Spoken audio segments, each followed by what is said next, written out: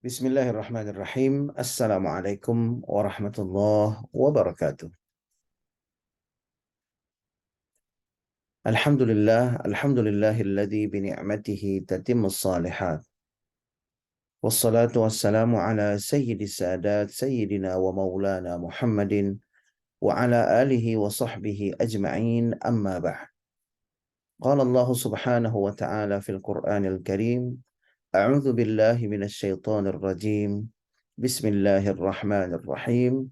قل هل يستوي الذين يعلمون والذين لا يعلمون إنما يتذكر أولو الألباب صدق الله مولانا العظيم.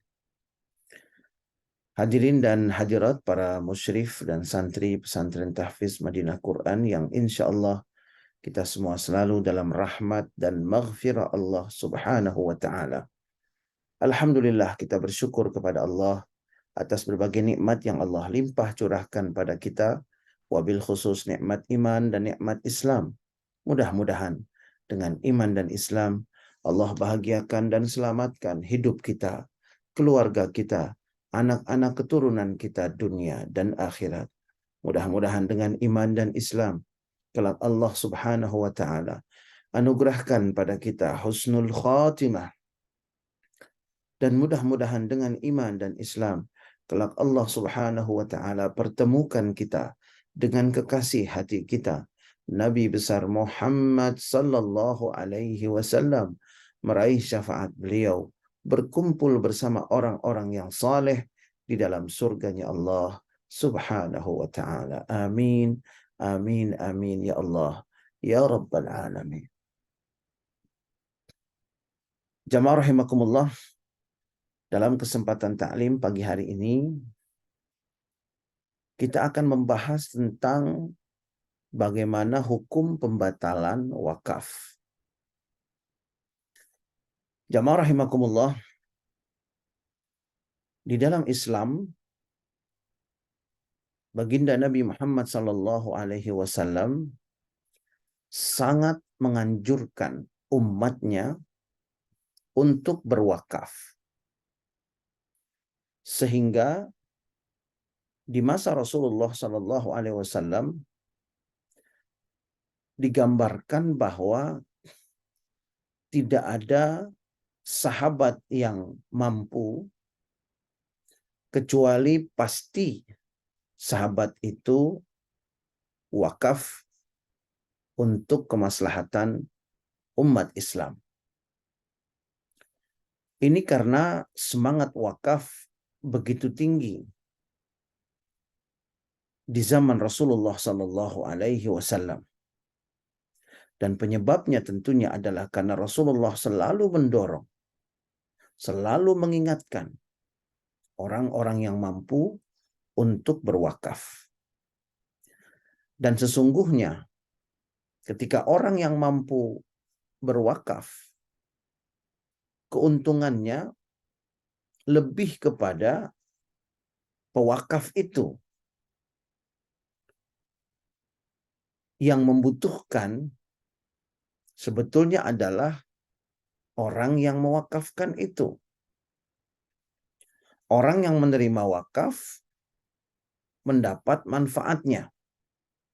Tetapi orang yang mewakafkannya itu mendapatkan pahala yang terus mengalir tanpa putus sampai dengan orang itu dihisab oleh Allah subhanahu wa ta'ala. Yang tentunya dengan aliran pahala yang tidak pernah terputus itu, maka timbangan amal kebaikannya akan semakin berat. Dan ini akan menenteramkan dia di akhirat, mengamankan dia di akhirat, dan membuat dia selamat dunia dan akhirat. Jamaah rahimakumullah, namun ketika wakaf, apalagi kemudian wakaf itu kolektif atas kesepakatan bersama lebih dari satu orang, umpamanya satu keluarga mewakafkan sebidang tanah. Lalu kemudian Ada satu orang dalam keluarga itu yang mengatakan bahwa saya membatalkan wakaf ini karena umpamanya wakaf itu untuk membangun masjid, lalu kemudian masjid yang akan dibangun itu disepakati, diserahkan pekerjaannya kepada kontraktor tertentu, tapi kemudian pada pelaksanaannya diserahkan kepada kontraktor yang lain. Atau umpamanya seorang ibu mewakafkan sebidang tanah, lalu kemudian di antara anaknya ada yang meminta wakaf tersebut. Bukan untuk diwakafkan, tetapi untuk dimiliki. Artinya anak ini meminta kepada ibunya agar tanah tersebut dibatalkan wakafnya karena anak ini memiliki kebutuhan. Atau contoh lainnya, ada seseorang yang mewakafkan tanah pada saat dia masih aktif bekerja. Lalu kemudian setelah pensiun, dia merasa bahwa pendapatan dari hasil pensiunnya itu tidak mencukupi kebutuhannya sehari-hari. Dan dia teringat tanah yang pernah diwakafkan. Lalu kemudian dia berpikir untuk membatalkan wakafnya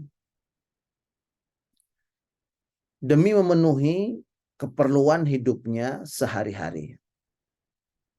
Sekali lagi karena uang pensiunnya jauh dari mencukupi.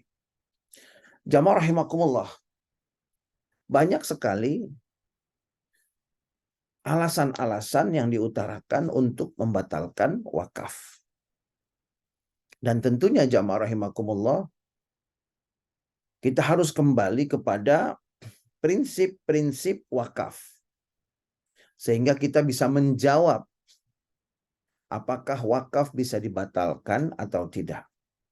Nah, mari sama-sama kita ikuti bagaimana prinsip-prinsip wakaf tersebut. Jamaah rahimakumullah, kita kembali kepada madhab Imam Syafi'i. Yang pertama, pengertian wakaf.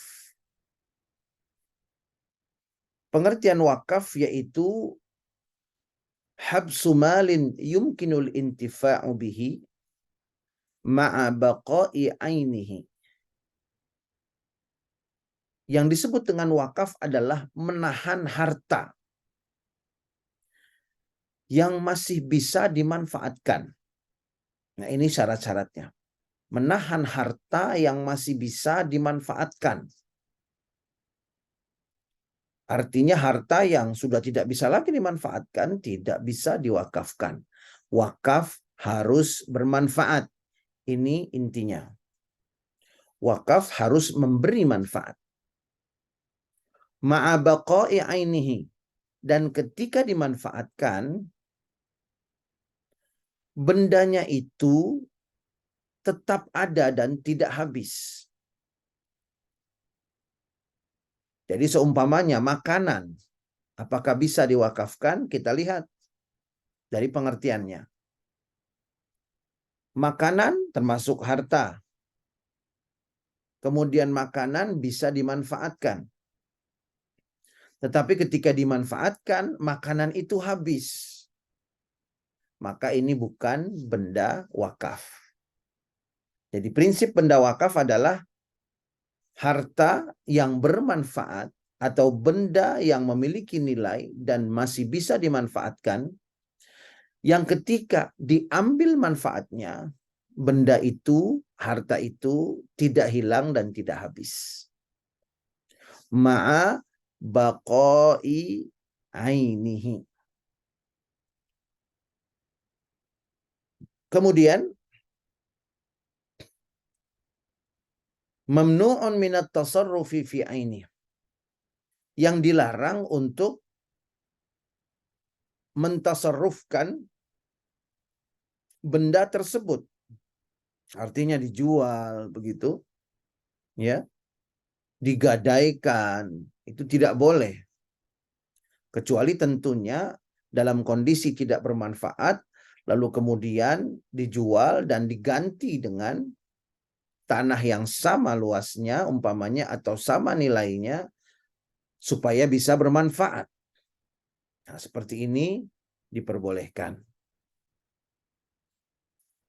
Kemudian jamaah rahimakumullah, setelah kita mengetahui definisi wakaf, yang kita garis bawahi adalah habsu, menahan. Begitu. Sejauh mana menahan ini? Karena kalau menahan tidak bisa digerakkan, tidak bisa ditarik, tidak bisa didorong, dan lain sebagainya. Nah, jamaah rahimakumullah,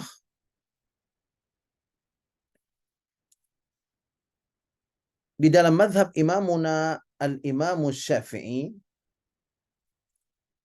disebutkan bahwa al-azharu annal milka fi raqabatil mauqufi yantaqilu ila Allah Ta'ala.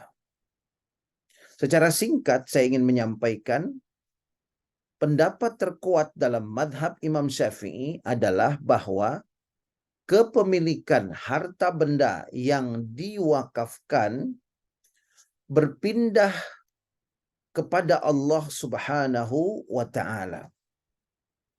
Sekali lagi, dalam mazhab Imam Syafi'i, kepemilikan benda yang diwakafkan berpindah kepada Allah Subhanahu wa Ta'ala. Dari sini sebenarnya sudah bisa dijawab, apakah wakaf itu bisa dibatalkan? Jamaah rahimakumullah, seumpamanya seorang ibu yang mewakafkan sebidang tanah tadi, lalu kemudian anak-anaknya meminta tanah tersebut. Nah, apakah ini diperbolehkan atau diperkenankan? Jamaah rahimakumullah, jawabannya adalah satu, jika tanah yang diwakafkan oleh ibu tersebut seluruhnya adalah milik penuh dari ibu tersebut, maka dalam kondisi ini wakaf tersebut tidak bisa dibatalkan. Dalam kondisi seperti ini, anak-anaknya tidak berhak untuk meminta sedikit pun bagian dari tanah yang diwakafkan. Sekali lagi dengan catatan bahwa tanah tersebut sepenuhnya milik ibu. Mengapa saya sampaikan sepenuhnya? Karena bisa jadi kondisi yang kedua, tanah yang diwakafkan oleh sang ibu umpamanya sepeninggal suaminya itu adalah tanah yang seharusnya dibagi waris. Namun diwakafkan oleh ibunya. Jadi tanahnya adalah tanah warisan, di mana tanah itu ada hak ahli waris di situ. Ada hak ibu itu, istrinya, ada hak anak-anaknya di tanah yang diwakafkan itu. Lalu kemudian ibu itu mewakafkan semuanya.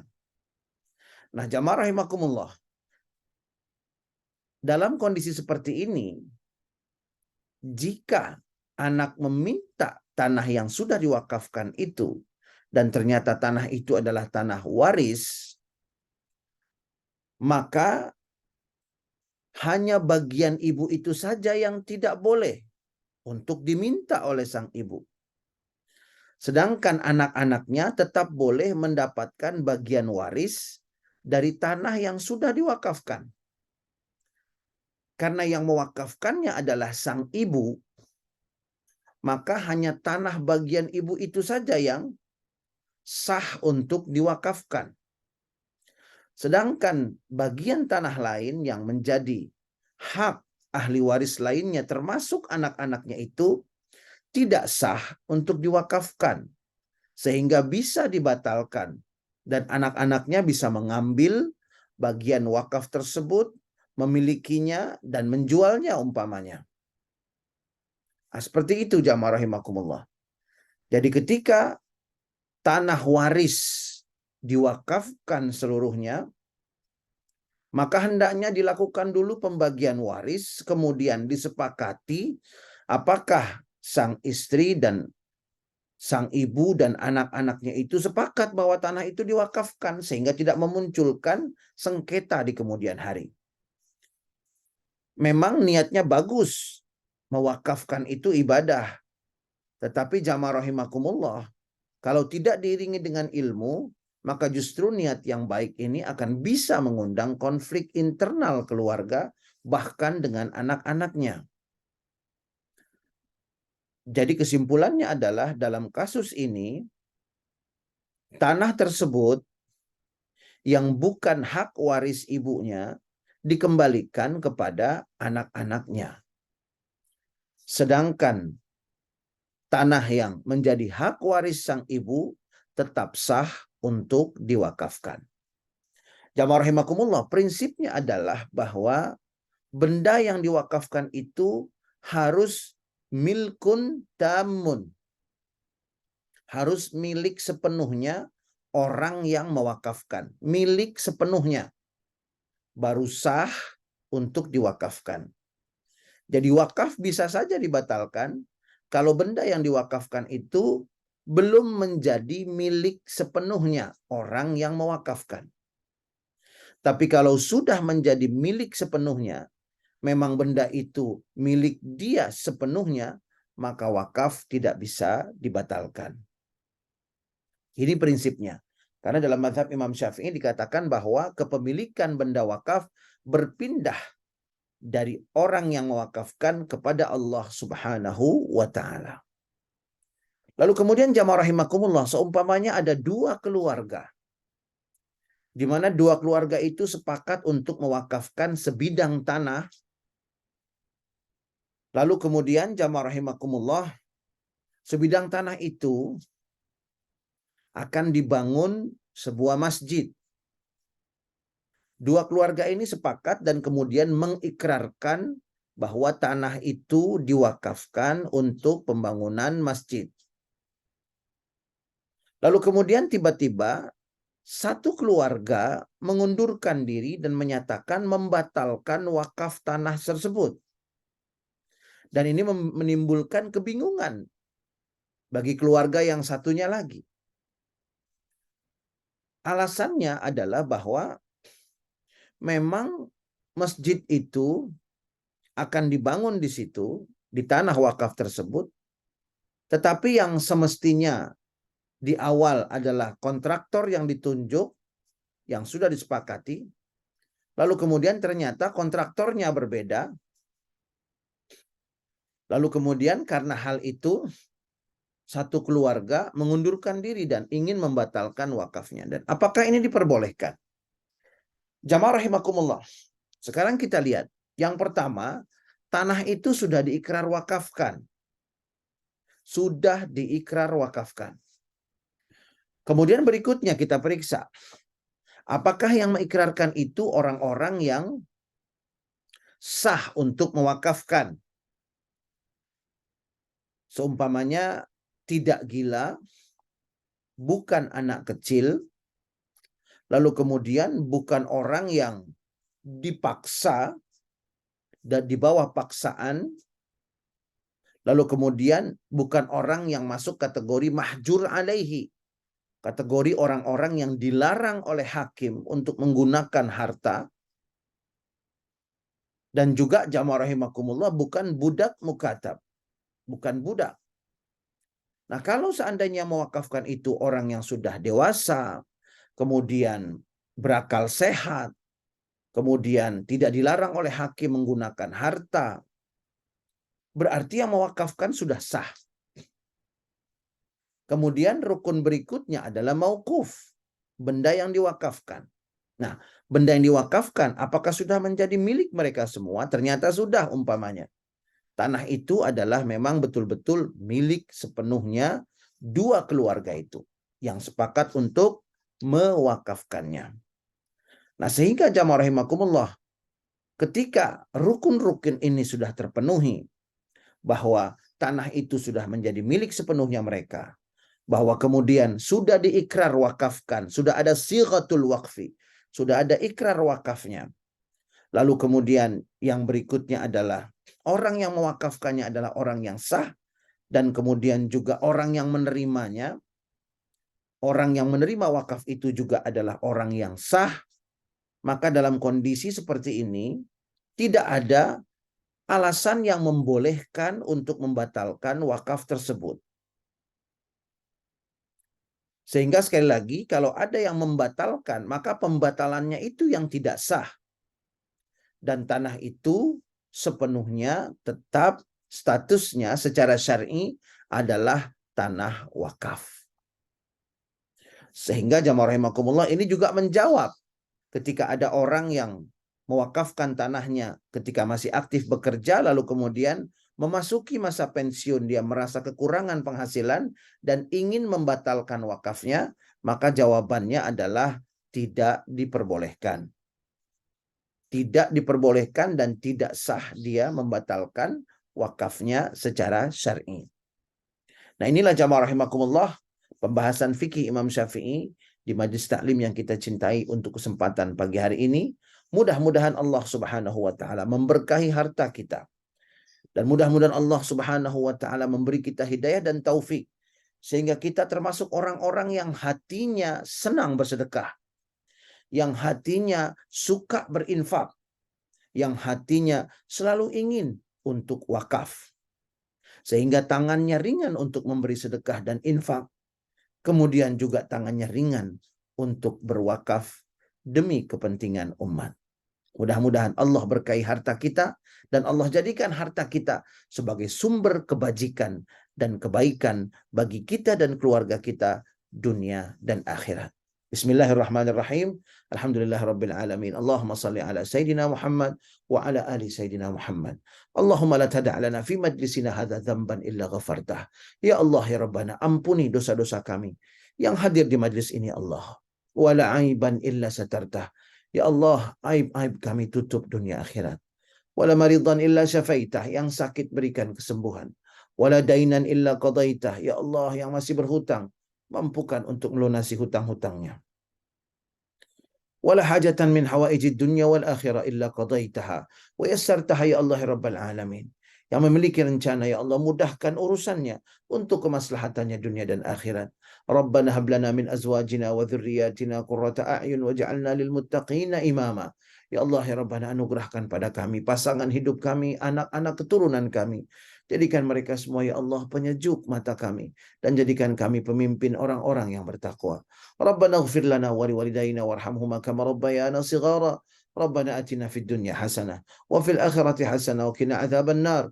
Wa sallallahu ala sayyidina wa maulana Muhammadin wa ala alihi wa sahbihi wa sallam. Walhamdulillahi rabbil alamin. Kita tutup dengan doa kafaratul majlis. Subhanakallahumma wa bihamdika asyhadu an la ilaha illa anta astaghfiruka wa atubu ilaik. Billahi taufiq wal hidayah. Wassalamualaikum warahmatullahi wabarakatuh. Waalaikumsalam. Waalaikumsalam warahmatullahi wabarakatuh. Sampai jumpa esok pagi. Wassalamualaikum. Barakallah.